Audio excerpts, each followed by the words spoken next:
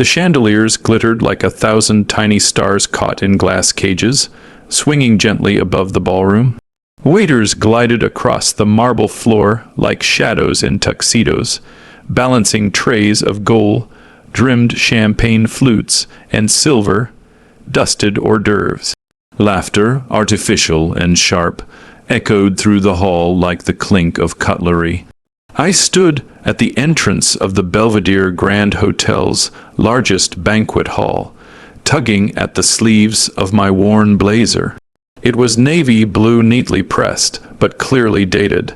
I hadn't worn a suit in years. I didn't need to. I wasn't invited to be seen. I came because my daughter asked me to be there. Dad. Her voice broke through the crowd like sunlight cutting through fog. Amelia, my daughter. My world rushed toward me, radiant in a silver gown. Her eyes lit up the same way they had when she used to run to me with scraped knees and wild ponytails. You made it, she whispered, wrapping her arms around me. I smiled, holding her close. Wouldn't miss it for the world. Behind her, the crowd parted like the Red Sea, and there he stood. Daniel, her fiancé, tall, sculpted, wrapped in a suit that probably cost more than my car. He offered a tight smile and a handshake that barely touched my fingers. "Mr. Gray," he said, like he was speaking to a janitor. "Daniel," I replied simply. He looked over my shoulder as if expecting someone more. "Impressive," Amelia beamed. "I want you to meet his family. His father's flying in from Dubai tomorrow, but his mother and sister are here tonight." I nodded politely. Of course, but before she could lead me away, Daniel leaned closer. His voice dipped low, sharp enough to cut. "You know, Amelia never told me much about you. I assumed maybe you were not around much growing up, military or maybe just unremarkable." I blinked. The words struck harder than he intended, though his smile said he thought it was clever. Unremarkable. "I'm just a father," I said softly, locking eyes with him, "and that was all I ever needed to be." He smirked. "Right, well, try not to embarrass her tonight. These are people of status." He turned, not waiting for a response, and walked away toward a group of men in tailored suits and smug grins. Performing arts, the smile that hides the bruises. I sat at a corner table near the bar. Not quite in the shadows, but certainly not among the spotlighted elite. I watched Amelia laugh nervously as Daniel introduced her to people who barely cared to ask her name. She didn't belong in this world, and I knew it, but love doesn't check resumes. "Can I get you anything, sir?" a waiter asked. "Just water, please," I replied. As I sipped, I heard murmurs. "Is that her father? I thought he was some retired schoolteacher. Looks like a mechanic." "No, I heard he used to run. What was it, a bookstore?" I didn't flinch. I didn't speak. Years in silence had taught me one thing. You don't need to defend your name when time will reveal it for you. Mantelpiece, a moment that changed everything. Dinner was announced, and the room shifted toward the long, elegantly set table. Dozens of name cards lined the seats. My name, Mr. Thomas Gray, was placed at the far end, near the kitchen doors. I sat down quietly. Daniel sat at the head, his mother beside him, talking about gallery openings in Rome. Amelia glanced at me from across the room. Her smile faltered, seeing me alone. But she stayed seated. I understood she was trying to fit in. Halfway through dinner, someone stood to toast the couple. Daniel. "We're grateful for everyone who could be here tonight," he said, raising his glass, "especially family and future family." The guests chuckled. "We all know that where we come from shapes who we are. I'm lucky to come from a legacy of success, business, and culture. And Amelia, well, she brings heart, more laughter." Amelia's hand froze on her napkin. "I think it's safe to say we complement each other," he added, looking directly at me. "After all, we can't all be born into significance." The toast ended. Applause filled the room. I didn't clap. I didn't smile.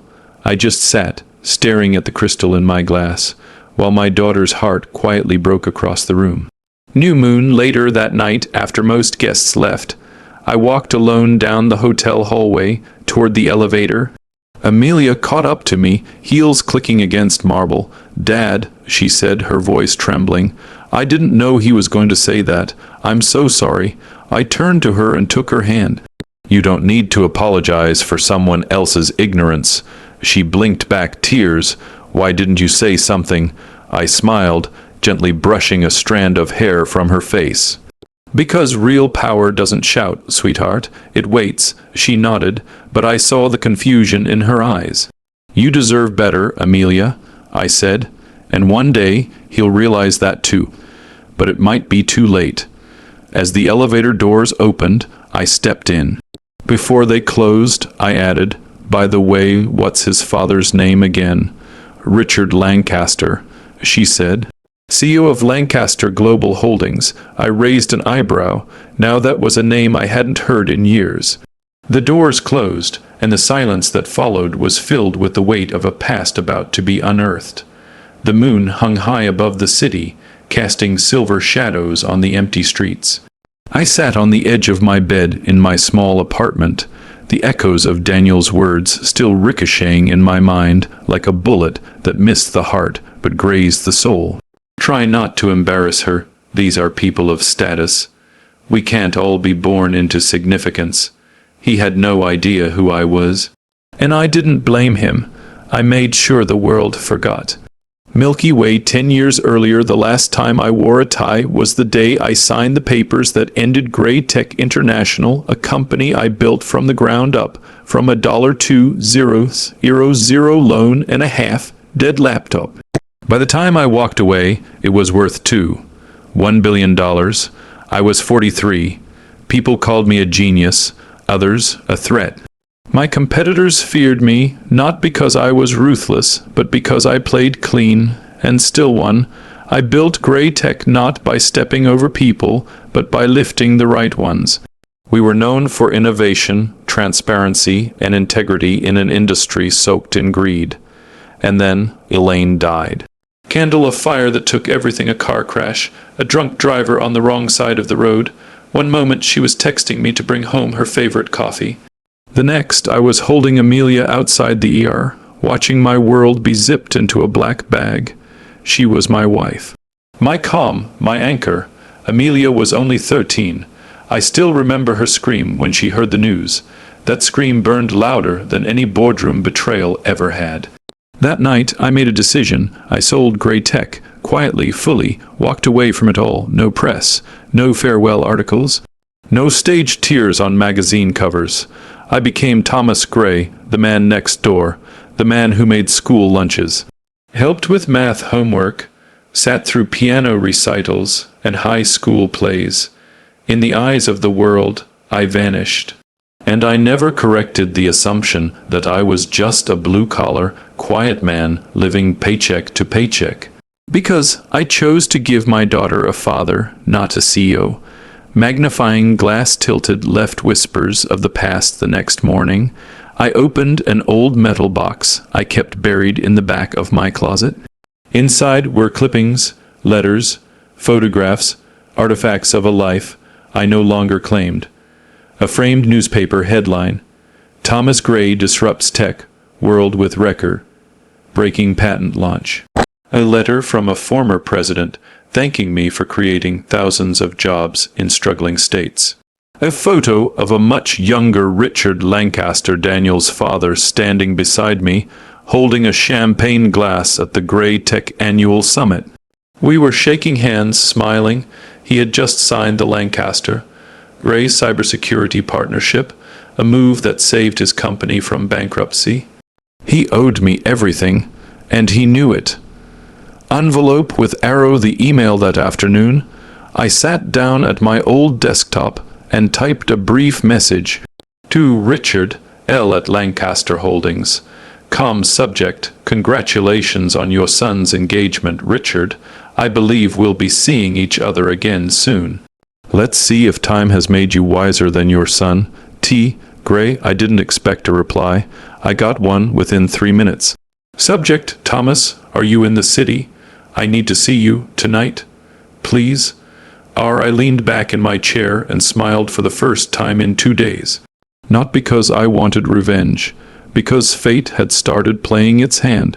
Necktie power hidden in plain sight at 7:45 p.m. I walked into the cigar lounge at the top floor of the Meridian Tower, Lancaster's private space. The guard at the entrance, probably half my age, looked skeptical. "Name?" he asked, flipping through the guest list. "Thomas Gray." He blinked, froze, then checked again. "You're on the list. Mr. Lancaster is expecting you." Of course he was. I walked in. The room smelled of oak, old money, and arrogance. At the far end, standing alone by the floor-to-ceiling window, was Richard Lancaster. His hair was grayer now, but his eyes, just as sharp as I remembered. He turned, saw me, and for a brief second, the billionaire titan of Lancaster Global looked like a terrified intern. "Thomas," he breathed, "my God, I thought you were dead." "No," I said, calmly pouring myself a drink. "Just buried." He approached like a man approaching a priest, guilty, reverent. "I had no idea Amelia was your daughter. If I had known, you would have still raised a son who talks down to people who don't wear gold watches." I interrupted. His mouth clamped shut. "You remember what I told you, Richard, back in '09, after I saved your company's ass?" He nodded slowly. "One day, the sharks you raise will eat you, if you don't teach them to respect the sea." I smiled. "Looks like your shark's teeth grew faster than his mind." Fire, a warning masked in grace, Richard offered apologies. A dinner invitation, even stock options. I declined them all. "I'm not here for that," I said, standing to leave. "I'm here for Amelia. She's walking into a world she doesn't understand, and you and I both know that world is cruel to the soft-hearted." He bowed his head. "She's nothing like your son. That's a gift, but it also makes her vulnerable." "I'll talk to Daniel," he offered. I shook my head. "No, let the truth speak for itself. I just wanted to remind you who I am, and why your son's empire stands on a foundation I helped pour." Then I leaned in closer, voice cold and quiet. "And if he ever makes my daughter feel small again, I'll make sure he learns the difference between having power and being powerful." Waxing crescent moon, the past is no longer asleep that night. I walked out into the city, lights older, wiser, and done hiding. Some people build legacies in the spotlight. Some bury them to build something greater. Daniel Lancaster thought I was a nobody. But the next time he looked into my eyes, he'd know exactly who I was. Not just a father, not just a man, but a storm that had learned how to walk in silence. The second engagement dinner was held at the Lancaster family estate, a sprawling manor on the edge of the city, where wealth didn't just live, it breathed. Amelia had insisted I come. "I know what Daniel said hurt you," she whispered over the phone, "but I want you there, Dad, please." Of course I agreed. Not because I wanted a seat at their table, but because I needed to see what kind of future she was stepping into. And, maybe, she needed to see it too. Classical, the house that power built the Lancaster estate, looked like a museum that had forgotten it wasn't open to the public. Tall marble columns, imported stone statues, dozens of servants dressed in black and white, carrying crystal trays like a scene out of a historical drama. I walked through the massive doors in my charcoal gray suit, simple, clean, and perfectly tailored. It was old, but it still fit. So did the man wearing it. At the far end of the foyer, Daniel was laughing with two executives from his father's firm. Amelia stood quietly beside him, holding a glass of wine, smiling politely, the way a hostage might. She saw me before he did. Her face softened. She came toward me, radiant in a deep burgundy dress. "You look incredible," I said. "Your mother would have cried seeing you like this." Amelia blinked away a tear. "You always say the perfect thing." That's when Daniel noticed me. His expression changed not with surprise, but irritation. Like someone realizing a stray dog wandered into their garden party. "You came," he said flatly, "of course. My daughter asked me to." His eyes drifted over my suit, clearly trying to find something to judge. He leaned in slightly, Try not to talk too much tonight. Some of these people are sensitive to awkwardness. I didn't respond. I just smiled, because I knew something he didn't. Mantelpiece, enter the kingmaker. It was exactly 7:15 p.m. when Richard Lancaster entered the room. Everyone stood taller, laughter quieted, like the air had thickened just by his presence. He walked in wearing a three-piece navy suit, flanked by 2 advisors and a personal assistant. Every step echoed with the authority of someone who knew how to shape markets with a single signature. Daniel's smugness returned instantly. "Dad," he called, "come meet Amelia's father." Richard's steps slowed.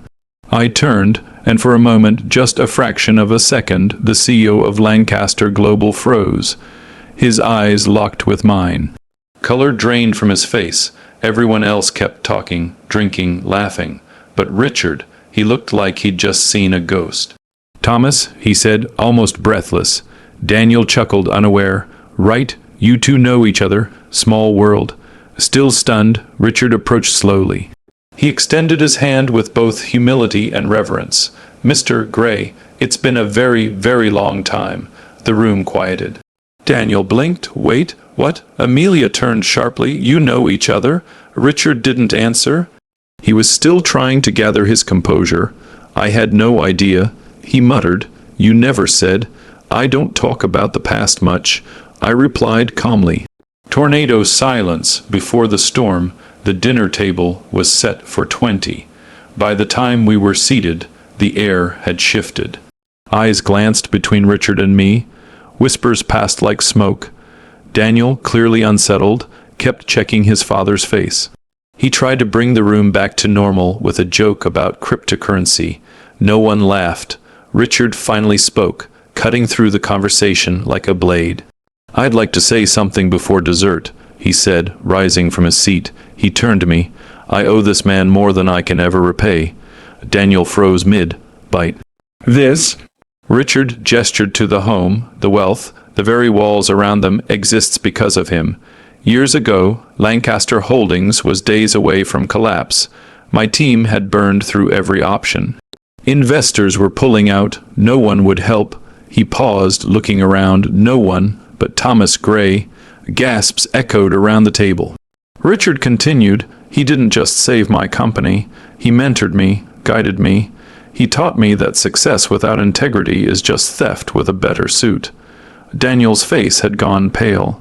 Amelia was staring at me like she was seeing me for the first time. "I never imagined our families would cross paths again," Richard said. "But now that they have, I'm honored, deeply honored." He sat down. Silence followed. Then Daniel spoke, voice small. "But he never told us." "I didn't need to," I replied quietly. "I was here as a father, not a resume." Collision, the cracks begin to show. Dinner resumed, but the tone was different now. Daniel's jokes fell flat. His mother stayed unusually quiet. Amelia never let go of my hand under the table. When dessert was served, Richard leaned over and said, "Your silence was the loudest thing in the room." I nodded. "I've always believed the truth reveals itself eventually." He hesitated, then added, "He's not like you, Thomas." "No," I said. "He's not." End arrow. The conversation that ended the future after the guests had left, and only family remained. Daniel pulled Amelia aside. I stood close enough to hear them, but far enough that he thought I couldn't. "I didn't know who your dad was," he said defensively. "He played us?" "No," Amelia said, her voice stronger than I'd heard it in weeks. "You played yourself. What's that supposed to mean?" "It means you humiliated him in front of people, dismissed him like a waiter, and told me I should be embarrassed by him. And now you're scrambling because the man you thought was nobody turns out to be the reason your father even exists in business." Daniel's voice dropped. "Are you really going to throw everything away over a misunderstanding?" Amelia stepped back. "It's not a misunderstanding. It's a mirror. And now I see you clearly." Then she turned and walked straight toward me. Sparkle's legacy is not always loud. As we left the estate, Amelia held onto my arm. "You never told me," she whispered. Why? Because I wanted you to love me for who I am, not what I built. She was quiet for a moment. Then, I always did. We drove home in silence, not awkward silence, but the kind that holds peace. That night, as I looked out the window of my apartment, I realized something. The past hadn't walked in tonight to haunt me. It had walked in to defend me, and the future, it was finally in the right hands. It had been 3 days since the Lancaster engagement dinner. 3 days since Richard Lancaster called me a king in front of a table of titans. 3 days since Daniel's pride cracked like porcelain under the truth. 3 days since my daughter, my brave, brilliant Amelia, saw the man behind the quiet suit, and now it was over. Broken heart, the breakup Amelia sat across from Daniel at a corner table in a café far too casual for a man used to reservations at $500 at plate restaurants. She chose the location intentionally, somewhere real, somewhere he wouldn't be comfortable. Daniel was trying. He wore a soft smile, the kind people practice in mirrors. I know I said things I shouldn't have, he muttered, fiddling with his espresso. But I didn't know. I had no idea who your father was. Amelia stirred her tea slowly. That's the problem, she said. You needed to know who he was to respect him, not what he was. Daniel's expression shifted, less guilt now, more confusion. So what, you're calling off our engagement because I misjudged him? No, she said gently. I'm calling it off because when you misjudged him, you also misjudged me. He sat back. I gave you the world, Amelia. You tried to, she replied. But I already had a world, a better one, built by a man who never needed applause to be powerful. You offered me gold cages and glass ceilings. My father gave me wings. Daniel's eyes darkened. So this is it. You'd rather be the daughter of a ghost than the wife of a king. Amelia stood. No, she said, voice steady. I'd rather be a queen who knows her worth than a princess married to a man who lost his crown the moment he opened his mouth. She walked away. No drama, no scene, just the quiet sound of freedom reclaiming its space. Office building the offer days after the breakup. An email landed in my inbox. From board chair at Gray Tech Holdings. Calm subject. A seat awaits Mr. Gray, in light of recent developments and the upcoming shift in Gray Tech's direction, the board has unanimously agreed to offer you an honorary seat and a consulting position to guide our transition into AI leadership. Your legacy built this house. We simply want you to have the keys again, if only part-time. Respectfully, M. Chowdhury, Chairman, Gray Tech International. I stared at it for a long moment. It felt good, of course it did. But I didn't want the keys anymore. Hammer building something new instead. I sat down with Amelia in my modest kitchen, over coffee and blueberry muffins. You sure you're ready for this? I asked. She smiled. You always said real power is building something that outlives you. I nodded. Then yes, she said, placing the business plan between us. Let's build something together. Gray and Gray Consulting was born that day. Not a billion-dollar empire, not yet, but it would be ours, focused on helping ethical startups break through without selling their soul to the corporate machine. Amelia was the face, I was the shadow, and together we were unstoppable. The final encounter, I didn't intend to see Daniel again. But fate, as always, has a sense of irony. 6 months later, at a tech expo, I was giving a closed-door presentation to a select group of international investors. Afterward, I was approached by a familiar face. Daniel. He looked different now, humbled, smaller, not in stature, but in presence. He extended a hand. Mr. Gray. I shook it politely. I owe you an apology, he said. I nodded. You do. He paused, then added, you were right about me. I was arrogant, entitled. I lost something, priceless. I looked him in the eye. Not because of who I am, I said, but because of what you weren't ready to be. He nodded slowly. I hope one day I get the chance to prove I've changed.